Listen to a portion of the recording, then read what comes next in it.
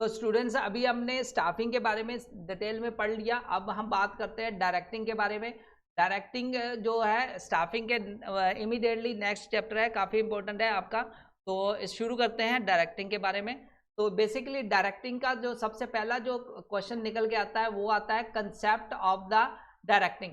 Directing का मतलब क्या होता है? Directing means instructing, guiding, counselling, motivating and leading people in the organisation to achieve its objective. मतलब ऑर्गेनाइजेशन गोल अचीव करने के लिए इंस्ट्रक्ट करना, उनको राइट पाथ दिखाना, उनको बताना कि आप कौन सा काम कर सकते हैं, वो पाथ के बारे में बताना, और उस पाथ के लिए उनको गाइड करना, उनको ट्रेन करना, उनको काउंसिल करना, उनको मोटिवेट करना और लीड करना। ये बेसिकली जो गाइडेंस डायरेक्टिंग है, डायरेक्टिंग के पार्ट आते हैं। तो अगर हम डायरेक्टिंग की ओवरऑल डेफिनेशन की बात करें तो यहाँ से बहुत सारे इंपॉर्टेंट पॉइंट्स निकल के आते हैं गाइज। इन पॉइंट्स को अगर आप फॉलो करोगे तो आपका ओवरऑल जो चैप्टर है ये बहुत बेटर वे से प्रिपेयर हो जाएगा। तो गाइज आपने बस फोकस करना है कंसेप्ट के। तो जो मैं कंसेप्ट यहाँ पे शेयर कर रहा हूँ, अगर आपने बहुत मिस कर दिया है, बहुत सारे पॉइंट्स आपने मिस कर दिए हैं, अगर आपकी अभी भी प्रेपरेशन नहीं हुई तो ये वीडियो आपको काफ़ी हेल्प करेगी। तो इसमें मैं सबसे पहले डायरेक्टिंग के बारे में बता रहा हूँ यहाँ पे, कंसेप्ट और डायरेक्टिंग। तो डायरेक्टिंग आई होप कि आपको समझ लग गया होगा। कंसेप्ट की इसमें इंस्ट्रक्ट करना, गाइड करना, काउंसिल करना और मोटिवेट करना राइट टास्क परफॉर्म करने के लिए एम्प्लॉइज को, जब हम उसको रिक्रूट करते हैं तब। तो नेक्स्ट जो आता है क्वेश्चन निकल के आता है वो है characteristics of the directing. Directing की इंपॉर्टेंस क्या है? Directing initiate action. Directing basically कोई भी प्रोसेस को शुरुआत करता है, while other functions prepare a setting for actions, directing initiate action in the organization। मतलब दूसरे जो फंक्शंस अभी हमने पढ़े जैसे स्टाफिंग था, वो सेट करते हैं, प्रिपेयर करते हैं, एक्शन की शुरुआत करते हैं, लेकिन डायरेक्शन जो है उसी से शुरुआत होती है, जो वो सेट एक प्लेटफॉर्म बना देते हैं एक्शन परफॉर्म करने के लिए। डायरेक्टिंग वो शुरुआत करता है वही एक्शन को परफॉर्म करने के लिए। तो बेसिकली ये एक तरह का एग्जीक्यूशन फंक्शन है। It flows from the top to bottom. Basically directing का मतलब अभी मैंने डेफिनेशन में बताया कि डायरेक्टिंग का मतलब होता है गाइड करना, इंस्ट्रक्ट करना। तो इंस्ट्रक्शन कहाँ से आएगी? टॉप लेवल से आएगी। तो top level management bottom level management को गाइड करेगी, उनको कन्विंस करेगी कि ये टास्क आप परफॉर्म कीजिए, ऑर्गेनाइजेशन के ये वाले गोल्स हैं, ये आप अचीव कीजिए। Every manager gives direction to his immediate subordinate and takes instruction from his immediate boss. तो जो मैनेजर होता है वो अपने बॉस से इंस्ट्रक्शन लेता है, और जो अपने जो गाइड करता है लोअर लेवल के जितने भी मैनेजर्स हैं उन सभी को गाइडेंस प्रोवाइड करता है। तो हम कह सकते हैं it is a continuous process. मतलब गाइडेंस कंटिन्यूस चलती रहती है, क्योंकि टॉप लेवल से कुछ ना कुछ गाइडेंस आती रहती है, कुछ ना कुछ इंस्ट्रक्शन आती रहती है, जो लोअर लेवल के मैनेजर्स होते हैं वो परफॉर्म करते हैं। तो गाइज गाइडेंस जो चलती रहती है ये कंटिन्यूस प्रोसेस है। It takes throughout the life of the organization irrespective of the people occupy managerial position or not। तो ये बेसिकली गाइडेंस जो है वो कंटिन्यूस प्रोसेस का पार्ट है। तो नेक्स्ट बात करते हैं एलिमेंट ऑफ डायरेक्टिंग। डायरेक्टिंग के बेसिकली 4 एलिमेंट है, सुपरविजन, मोटिवेशन, लीडिंग, लीडरशिप और कम्युनिकेशन। तो ये चारों जो स्टेप्स हैं, ये चारों स्टेप से डायरेक्टिंग जो कंप्लीट होती है। सबसे पहला बात करते हैं सुपरविजन। सुपरविजन का मतलब देखो नाम से क्लियर है, सुपरविजन।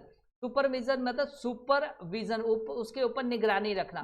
तो supervision means instructing, observing and monitoring. Means इसमें मॉनिटर करना, गाइड करना और इंस्ट्रक्शन देनी सबऑर्डिनेट को, लोअर लेवल के जो भी है एम्प्लॉयज उसको। तो ये आती है सुपरविजन। नेक्स्ट आता है मोटिवेशन। मोटिवेशन का मतलब होता है कि उनको टास्क में कुछ एक्शन में कुछ डिजायर्ड गोल्स अचीव करने के लिए उनको मोटिवेट करते रहना, पुश करते रहना। मोटिवेशन बेसिकली एक प्रोसेस है विच बिगन्स द साइकोलॉजी, मतलब साइकोलॉजिकल नीड को डेवलप करती है, साइकोलॉजी डेवलप करती है, उनका बिहेवियर एम्प्लॉयर का डेवलप करती है कि सो दैट वो ऑर्गेनाइजेशन के गोल को अचीव करने में लगे रहें। ये ना हो कि वो ऑर्गेनाइजेशन में सुस्त चल रहे हैं और उनकी प्रोडक्टिविटी डाउन रहे। तो बेसिकली फीचर्स अगर बात करें मोटिवेशन का, it is a internal feeling है, इंटरनली गुड मोटिवेटेड। और द मोटिवेशन बेसिकली एम्प्लॉय को बेसिकली सैलरीज वगैरह इंक्रीज से मोटिवेट हो सकता है, और बेसिकली सैलरी से ही मोटिवेशन मिलती है। सैलरी से क्या होता है कि उसको मोरल बढ़ जाता है और वो मोटिवेट होकर ओवरऑल ऑर्गेनाइजेशन की ग्रोथ के लिए काम करता है। नेक्स्ट आता है लीडरशिप। लीडरशिप बेसिकली क्या होता है, एक टाइप है, एक प्रोसेस है इन्फ्लुएंस करना पीपल को so that the strive willingly वो अच्छा काम कर सकते हैं, अचीव कर सकते हैं ऑर्गेनाइजेशन के गोल्स को। तो ये लीडरशिप भी एक तरह की कंटिन्यूस प्रोसेस है। It indicate the ability of individual to influence other. Leadership का मतलब होता है कि दूसरों को इन्फ्लुएंस करना, ये कुछ एबिलिटी होती है मैनेजर में। तो मैनेजर इन्फ्लुएंस करता है अपना काम निकलवाने के लिए। तो बेसिकली लीडरशिप जो ये भी डायरेक्टिंग का पार्ट है, एलिमेंट है, क्योंकि जब तक लीडरशिप क्वालिटी नहीं होगी आप डायरेक्ट नहीं कर पाएंगे, आप कंट्रोल नहीं कर पाएंगे, आप गाइड नहीं कर पाएंगे किसी भी एम्प्लॉय को। नेक्स्ट जो आता है communication. Communication is also a very important process. It is process of exchange of ideas and information among the people to create the common understanding. Basically दो पर्सन्स में कम्युनिकेशन का मतलब होता है एक्सचेंज ऑफ आइडियाज, मतलब person A और person B, मतलब department A और डिपार्टमेंट बी अगर आपस में कम्युनिकेट कर रहे हैं तो उसका मतलब है कि दोनों पर्सन्स में आइडियाज का एक्सचेंज करना, दैट इज कम्युनिकेशन प्रोसेस। तो मैंने आपको ओवरऑल सारा इसमें डिटेल में चारों पॉइंट्स में मैंने सारा समझा दिया एलिमेंट्स कौन से होते हैं डायरेक्टिंग के। तो गाइज ये जो टॉपिक है काफ़ी इंपॉर्टेंट है, इस पे आपको क्वेश्चंस आ सकते हैं एग्जाम में। तो गाइज बात करते हैं नेक्स्ट सुपरविजन की। Supervision means instructing, observing, monitoring, guiding and the efforts of the subordinate for the achievement of the work targets in the desired manner. ये मैंने अभी बताया कि इंस्ट्रक्ट करना, ऑब्जर्व करना, मॉनिटर करना और उनको गाइड करना, मतलब उनको चेक करते रहना, उनको ऑब्जर्व करते रहना, उनको मॉनिटर मतलब वॉच रखना, उसको निगरानी रखना और उनको टाइम टू टाइम अगर गलत काम कर रहे हैं तो उनको गाइड करना सबऑर्डिनेट को, सो दैट ऑर्गेनाइजेशन के गोल अचीव हो सकें। तो मोटिवेशन मैंने बताया, motivation means stimulating people to action to accomplish desired goal, तो उनको मोरल बढ़ाना सो दैट अकम्प्लिश कर सकें वो डिजायर्ड गोल्स ऑर्गेनाइजेशन के अचीव कर सकें। मोटिवेशन को also refers to the way of urges, drive, desires, desires अचेन करना, aspiration, striving for the need direct करना, कंट्रोल करना, ये सारे कुछ पार्ट्स आते हैं मोटिवेशन के। तो मोटिवेशन काफ़ी इंपॉर्टेंट है, इसके कुछ इंपॉर्टेंट फीचर है। ये इंटरनल फीलिंग है, it produces goal directed behaviour, मतलब मोटिवेट होगा एक एम्प्लॉय तो वो गोल अटेन करेगा, एम्प्लॉयज बेटर वे से काम करेंगे, पॉजिटिविटी उनमें डेवलप होगी और वो पॉजिटिव स्किल्स डेवलप कर पाएंगे। तो ये पॉजिटिव भी हो सकती है, नेगेटिव भी कई बार मोटिवेशन हो सकती है, क्योंकि नेगेटिव मोटिवेशन कई बार डाउनफॉल कर देती है प्रोडक्टिविटी को और पॉजिटिव बेसिकली इंक्रीज कर देती है। It is a complex process because any type of motivation इसमें इंक्लूड हो सकती है। लीडरशिप मैंने अभी बताया जैसे is the process of influencing, मतलब दूसरों को इन्फ्लुएंस करना और उनको कन्विंस करना सो दैट वहाँ से अचीवमेंट हो सके ग्रुप गोल्स की। तो फीचर्स हैं, कंटिन्यूस प्रोसेस है, इट एबिलिटी होती है मैनेजर की इन्फ्लुएंस करना, try to bring change in the behaviour of others, leadership quality से ही दूसरों के बिहेवियर में चेंज आ सकता है। It is exercise to achieve the common goals of the organisation. तो बेसिकली इस चैप्टर में ये जो क्वेश्चन है element of the directing, this is very very very very important, बार बार बोल रहा हूँ। तो ये इसको आप बेटर वे से कर लेना, क्योंकि इससे आपका सारा पर्पस हल हो जाएगा डायरेक्टिंग का।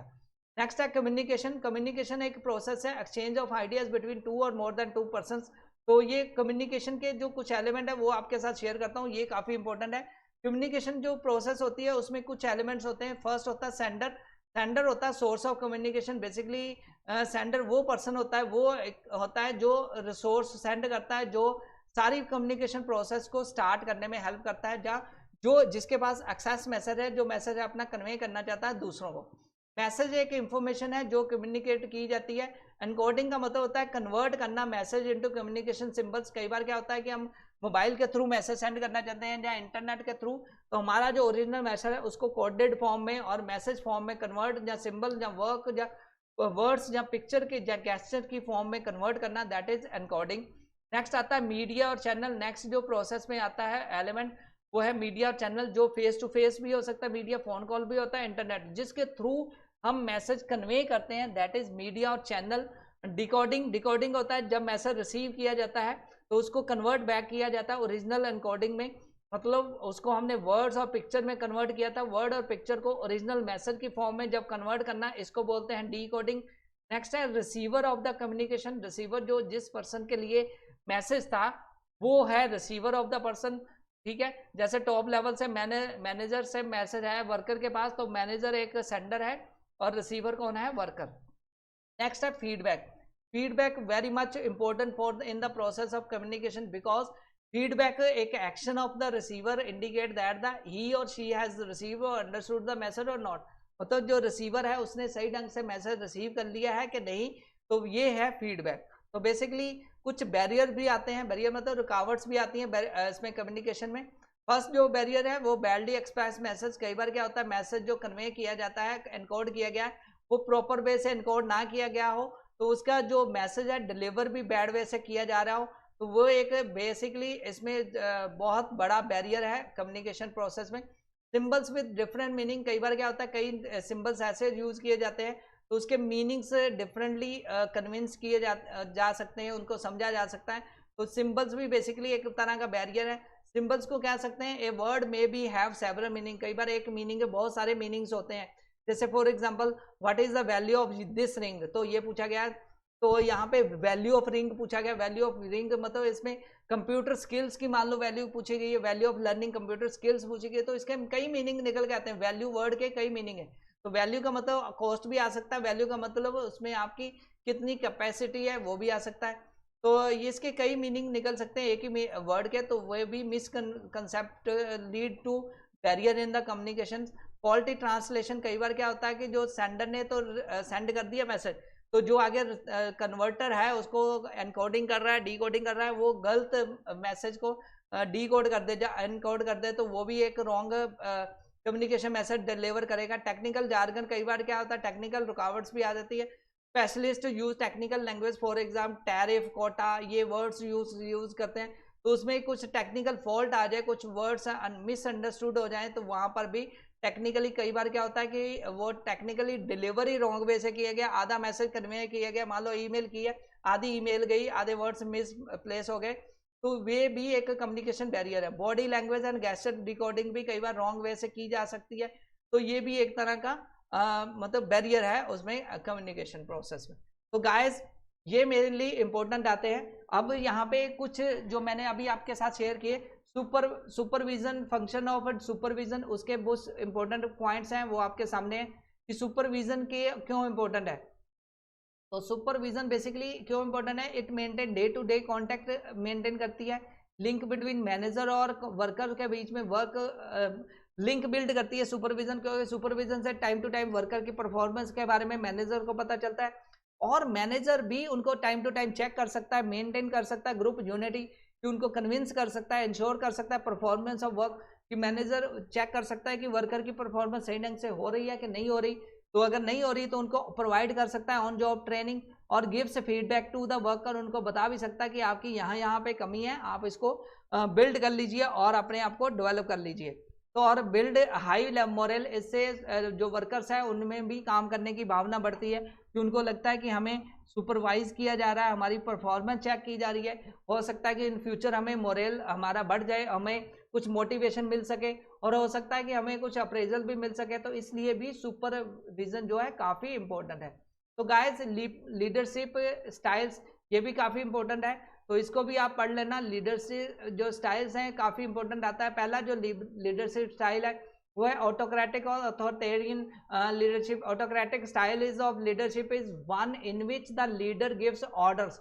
जो पहला ऑटोक्रेटिक है उसमें लीडर बस ऑर्डर ही देता है, insist that they should be obeyed, तो वो अपने सबॉर्डिनेट को ऑलवेज ऑर्डर ही देता है, बार बार ऑर्डर ही देता है, दैट इज क्या आता है ऑटोक्रेटिक लीडरशिप आती है। Next is democratic and participative जो लीडरशिप है, इसमें क्या होता है, इस तरह की फॉर्म की जो लीडरशिप है इसमें बेसिकली क्या होता है, जो लीडर का नेचर होता है डेमोक्रेटिक होता है, वो सबॉर्डिनेट की बातें भी सुनता है, उसको कंसल्ट भी करता है, और सारे डिसीजन सबॉर्डिनेट की कंसल्टेशन को ध्यान में रख के उनको कंसल्ट करके ही सारे डिसीजन लेता है, दैट इज डेमोक्रेटिक वे। बहुत सारा पार्टिसिपेटिव होता है इस तरह का लीडर, वो ऑलवेज पार्टिसिपेट करता है अपने जो ग्रुप्स हैं उसमें, और साथ में क्या होता है कि अपने जो सबॉर्डिनेट है उनमें उनकी एक्टिविटीज में भी इन्वॉल्व होता है।